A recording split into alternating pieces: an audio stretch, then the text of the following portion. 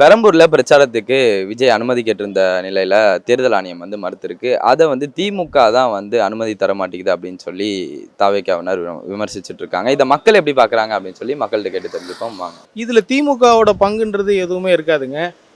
இப்போ பார்த்தீங்கன்னா டிவிகேல முறைப்படி ஒரு எலெக்ஷன் மேனிஃபெஸ்டோ நடக்குதுன்னா அதுக்கு எலெக்ஷன் கமிஷன் கிட்ட இந்த இடத்துல நாங்கள் இது பண்ண போகிறோம், எங்களுக்கு இடம் வேணும்னு சொல்லி கேட்டு நடத்தினா ஓகே. சும்மா ஒரு துண்டு சீட்டில் எழுதி கொடுத்துட்டு நான் இங்கே போய் பேச போகிறேன்னு சொன்னால் எப்படி கவர்மெண்ட் இடம் கொடுக்கும்? எலெக்ஷன் கமிஷன் இடம் கொடுக்கும்? எலெக்ஷன் கமிஷன் இடம் கொடுக்காது இல்லையா? இல்ல திமுக தான் இடம் கொடுக்க மாட்டேங்குதுன்றாரு. இப்போ திமுக கிட்டேயே கிடையாதுங்க. இப்போ எலெக்ஷன் கமிஷன் தான் ஃபுல் கண்ட்ரோல் எடுத்துட்டாங்கல்ல. இப்போ எது இருந்தாலும் எலெக்ஷன் கமிஷன் கிட்ட கேட்டு தானே. இப்போ ஏதாவது ஒரு கவர்மெண்ட்டில் ஒரு ஜியோவை பாஸ் பண்ண முடியுமா? பாஸ் பண்ண முடியாது. எல்லாமே எலெக்ஷன் கமிஷன் கண்ட்ரோலில் போயிடுச்சு இல்லையா? இது ஒரு பொலிட்டிக்கல் பார்ட்டி நடத்துகிற ஒரு தலைவருக்கு தெரியாதா? தெரியாமல் இருக்காதுல்ல. ஒரு பொலிட்டிக்கல் பார்ட்டி ஒரு ஒரு வளர்ந்து ஒரு கட்சியை நீ தொடங்கியிருக்கேன்னா என்னென்ன பண்ணணும், எது பண்ணக்கூடாதுன்றது தெரிஞ்சிருக்கணுமே விஜய்க்கு. இன்னும் விஜய்க்கு தெரிலனா அது அப்புறம் அது என்ன அர்த்தம் சொல்லுங்கள் பார்க்கலாம். தளபதின்னு சொல்லிட்டு பேர் மட்டும் போட்டுக்கினா பத்தாது இல்லையா? நாட்டை ஆள்றதுக்கு என்னென்ன பண்ணணுமோ அதெல்லாம் கண்டிப்பாக பண்ணி தான் இருக்கணும். அவர் திமுக மட்டும்தான் அவருக்கு தெரியும். அவர் எதிர்க்கிற அரசியல் ஒரே திமுக மட்டும் தான் இருக்கிறாரு. அது தேர்தல் ஆணையம் தேர்தல் தேதி அறிவிச்சதுக்கப்புறம் அரசு இயந்திரமே தேர்தல் ஆணைய கட்டுப்பாட்டில் போயிடும். அது சிஎம்ஏ நினைச்சாலும் எதுவும் செய்ய முடியாது. அது அவருக்கு தெரிஞ்ச அரசியல் அவ்வளோதான். விஜய்க்கு தெரிஞ்ச அரசியலுக்கு அவர் அறிவு கேட்டினதுக்கு அவர் அதை சொல்கிறார், அவ்வளோதான். முதிர்ச்சியே இல்லை. ஏன்னா இது வரைக்கும் தேர்தலை இவர் அட்டன் பண்ணதும் கிடையாது. மக்கள்கிட்ட எப்படி தேர்தலை நம்ம வந்து கொண்டு செல்லணும், எந்தெந்த கட்சியை எப்படி விமர்சிக்கணும்னு தெரியல. எல்லா கட்சியும் சமமாக இவர் பார்க்கணும். ஆனால் இவர் வந்து ஒரே ஒரு கட்சி மட்டும் எதிரியாக பார்த்துட்டு இருக்காரு. தீய சக்தின்ட்டு. இப்படி இருந்தால் இவரெல்லாம் தேர்தலில் ஜெயிக்கிறது வாய்ப்பே இல்லை. இதோட இவரோட அரசியலும் சுத்தமாக அழிஞ்சிரும். இதாச்சு. ஏன் விஜய்க்கு வந்து அரசியலில் முதிர்ச்சி இல்லைன்றீங்க? எதனால? இல்லை, அவர் இது வரைக்கும் மக்களுக்கு எதுவுமே செஞ்சது கிடையாது. தனிப்பட்ட முறையிலும் ரைட்டு இல்லை. இந்த தேர்தலுக்காக எந்த விதமான மக்களுக்கு எதுவுமே செய்யலை. அவரோட என்ன கொள்கைன்னு தெரியலை. மக்கள் பிரச்சனையை பேசலைன்றீங்களா? மக்கள் பிரச்சனையே அவர் பேசலை. அவர் வந்து உண்மை வந்து தீய சக்தி திமுகவை மட்டும்தான் சொல்கிறாரே தவிர மக்களுக்கு அடிப்படை என்னென்ன தேவைகள் அது நாங்கள் வந்தால் எப்படி செய்வோம், அவரோட கொள்கையே இல்லாமல் இருக்குது. அப்படி இருக்கப்போ இவர் வந்து தேர்தலை ஜெயிக்கிறதுக்கும் வாய்ப்பு இல்லை. அதாவது அதான் புரிதல் இல்லை. இவர் வந்து டிஎம்கே தான் நமக்கு எல்லாமே பண்ணுது. இப்போ ஜனநாயக படத்தை தடுக்கிறது கூட அவங்க தான் பண்ணுறாங்க. தேர்தல் கமிஷன் இப்போ அவருக்கு என்னென்ன இந்த சிபிஐயில் மாட்டியிருக்காரு. அதனால் அவர் வந்து ஒன்றிய அரசெல்லாம் எந்த விதத்துலையும் அவர் தாக்கி பேசுகிறதில்ல. ஏதோ திருப்பி நம்ம மேலே வழக்கு பாஞ்சிருமோன்னு அவர் பயந்துக்கிட்டு அவர் ஒரே திமுக தான் எதிரி அப்படின்னு நினச்சிட்டு அவர் பார்த்துட்ருக்காரு. அவ்வளோதான். சொன்னாலும் டிஎம்கே மேலே தானே பழிய போடுவாங்க இல்லையா? டிஎம்கே மேலே தான் பழி போடுவாங்க. விஜய் சொன்னாலும் அவர் மேலே தான் டிஎம்கே மேலே தான் பழி போடுவாங்க. இதில் சொல்கிற என்ன இருக்குது? மக்களுக்கு எல்லாத்துக்கும் தெரிஞ்சது தானே. யார் என்ன செஞ்சாலும் பழியாக்குறதுக்குன்னு ஒரு கட்சி வேணும் இல்லை சார், அது டிஎம்கே தான். ஏன் எல்லா கட்சிகளும் வந்து திமுகவை பழியாக்குது? அது என்னத்தினாலும் சொல்லியாச்சுன்னா மக்களுக்கு தான் தெரியாது உள்ளது, எனக்கு தெரியாது இல்லை. நான் என்ன சொல்கிறேன், நானும் மக்கள் தான். நான் சொன்ன இதெல்லாம் வருமா? சரி வேண்டாம், நான் எதாவது சொல்லிட போகிறேன். ஏன்னா அது நல்லா இருக்காது. நான் சொன்னேன்னா எதுவுமே தெரியாத ஆளுக்கு நேற்றைக்கு வந்த ஆளுக்கு அரசியல் பற்றி என்ன சார் தெரியும்? அரசியல் பற்றி என்ன தெரியும்? நீங்கள் சொல்லுங்கள், அரசியல் பற்றி என்ன தெரியும்? நான் ஏதாவது சொல்லிடுவேன், அதனால் வேண்டாம். அதனால் அதுக்கு எப்படி திமுக பொறுப்பாகும்? ஏன்னா அதனால் அது தவறுன்னு நினைக்கிறேன். ஆமாம். வேற இல்லை, அனுமதி தராது இவர் இதுதான் தேர்தல் ஆணையம் தான். ஆனால் இவர் வந்து திமுக தான் அனுமதி தரல, திமுக தான் வந்து எங்களை வந்து திமுக அது கட்டுப்படுத்தாதல்ல. கட்டுப்படுத்தாதல்ல.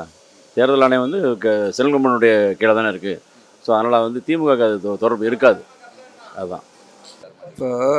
இப்போ தான் ஒருத்தர் சொல்லிக்கிட்டு இருந்தார், உங்கள் வீட்டில் இருக்கிற குழந்தைங்களும் எங்கள் வீட்டில் இருக்கிற குழந்தைங்களுக்கு தெரிகிற அரசியல் வந்து விஜய்க்கு தெரியாது. அவர் சுற்றி இருக்கிறவங்க பூரா நம்ம நிற்கிறோம், அடிக்கிறோம், தூக்குறோம், நேராக சீட்டில் போய் உட்காடுறோம். இப்படி தான் அவனுடைய ஃபார்முலா டைட்டில் இருக்குதே தவிர மக்கள்கிட்ட போய் எந்த விதமான ஒரு அணுகுமுறையும் கிடையாது. என்ன நினப்பில் இருக்கிறாங்கன்னே தெரியல. அதனால தான் அவனுக்கு நம்ம இவர் வாடகை வாய்க்காரர் சொன்னார் பாருங்க, அணில் குஞ்சின்னு கரெக்டாக சொல்லியிருக்காரு. நம்ம என்ன பண்ண முடியும்? தெரிஞ்ச மாதிரி நடிக்கிறானா இல்லை தெரியாதவங்களே இருக்கிறானாங்கிறது தெரில.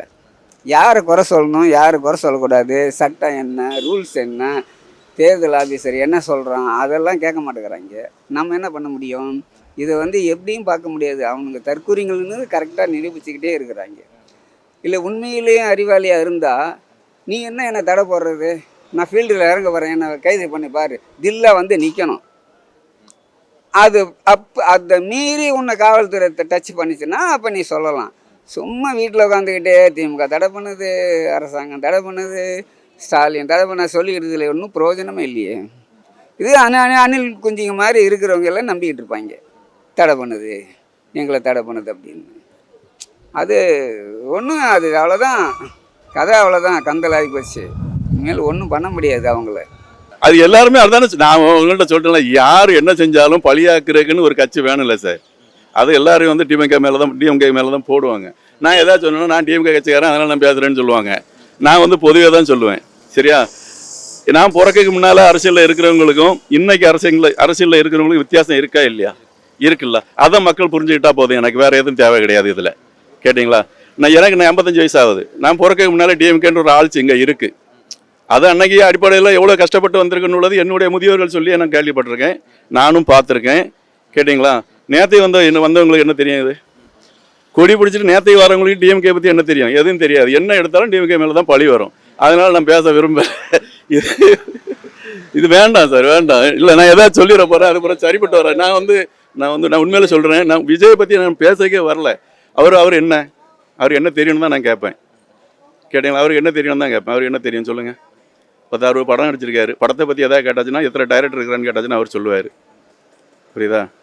இதை பற்றி கேட்டாச்சுன்னா அவர் என்ன சொல்லுவார்? என்ன முதல்ல வந்து மீட்டிங், அதாவது ப்ரெஸ் மீட்டிங் அவரை சந்திக்க சொல்லுங்கள், அது பேசட்டு. அதுக்கப்புறம் அவர் என்ன கேட்குறாரு, என்ன சொல்கிறாருன்னு தெரியும். வீட்டுக்குள்ளே போய் அடைஞ்சு இருந்துக்கிட்டு நான் தான் பேசிகிட்டு இருக்கல, எந்த அர்த்தமும் இல்லை. திமுக அல்லாத கட்சிகளெல்லாம் அப்படி தான் சொல்லுவாங்க. ஏன்னா அவங்க ஆட்சி செஞ்சுட்டு இருக்கும்போது நம்ம சொல்லுவோம் அதிமுக தான் காரணம் சொல்லுவோம். இது வந்து தேர்தல் ஆணையம் தான் முழுக்க பொறுப்பு. இவங்களுடைய பீரியட் முடிஞ்சு. இனி தேர்தல் ஆணையத்தில் யார் பொறுப்பில் இருக்காங்களோ அவங்க தான் முழு பொறுப்பு. அது விஜய்க்கு மறுத்தாலும் சரி, திமுகக்கு மறுத்தாலும் சரி, அதிமுகக்கு மறுத்தாலும், எந்த கட்சிக்கு மேடைகள் போடுவதற்கு கூட்டம் கூடுவதற்கு மறுத்தாலுமே மொத்தமாக தேர்தல் ஆணையத்துறை கண்ட்ரோல் தான். இது எந்த கட்சியும் யாரும் தலையிட முடியாது. இது முதலமைச்சர் நினச்சா நடக்காது. ஏன்னா அப்போ சப்போர்ட் பண்ண மாட்டாங்க அவங்க. தேர்தல் ஆணையம் என்ன நினச்சி பண்ணதுன்னு நமக்கு தெரியாது. இன்றைக்கி அவங்க என்ன பண்ணாங்கன்னா, எல்லா பக்கம் பிரச்சாரங்கள் நடந்துகிட்டு தான் இருக்குது. எடப்பாடியார் போகும்போது கூட்டம் இருக்கும், விஜய் போகும்போது அதோட கூட்டம் இருக்கும், இவர் சிஎம் போகும்போது அதோட கூட்டமாக இருக்கும். இவங்க என்ன பண்ண சொன்னாங்க, அந்த கூட்டத்துக்கு தகுந்த மாதிரி போலீஸ் சப்போர்ட்ஸ் ரெடி பண்ணணும், கண்ட்ரோல் பண்ணணும். எல்லா பக்கம் பேசுறதுக்கு அனுமதி இருக்குது. எங்கே மக்கள் அதிகமாக இருக்கிறாங்களோ அங்கெல்லாம் பேசினா தான் அது எடுபடும். அதுக்காக அவங்க பேசிட்டு தான் இருப்பாங்க. தேர்தல் ஆணையம் வந்து இவங்களுடைய கடுபடியை கொஞ்சம் மாற்றணும். அப்போ தான் இந்த தேர்தல் சிறப்பாக நடக்கும். அதுவும் இல்லாமல் நேரங்காலம் கொடுக்க முடியாமல் ஒரே மாதத்துக்குள்ள எல்லா வழியும் 10 நாளுக்குள்ளே எல்லா வழியும் முடித்து இது மக்கள் சாதாரண செய்த மக்களுக்கு இவங்க என்ன அறிவிச்சிருக்காங்கன்னு போய் சேராது. கிராமப்புறங்களுக்கு திமுக என்ன அறிவிச்சிருக்கு, அதிமுக என்ன அறிவிச்சிருக்கு, டிவிக்கு என்ன அறிவிச்சிருக்காங்க. நாங்கள் மோட்டார் தொழிலாளர் கட்சி, எங்களோடது அகில பாரத் மோட்டார் மக்கள் கட்சி. நாங்கள் என்ன அறிவிச்சிருக்கோம் யாருக்குமே தெரியாது. சூழ்நிலை எங்கள் தொழிலாளிங்க நான் போய் சேர்த்திடுவோம். கிராம மக்களுக்கு என்ன போய் சேரும்? கேட்ட கேஸ் வரல, அது வரல, இது வரலன்னு சொல்லி இந்த சூழ்நிலைக்கு வேணாம் குறை கோரிட்டு போயிட்டு இருக்கலாம். இந்த தேர்தல் அதிகாரிகளும் தேர்தல் ஆணையம் தான் முழு பொறுப்பெடுக்கணும் இது அத்தனைக்குமே.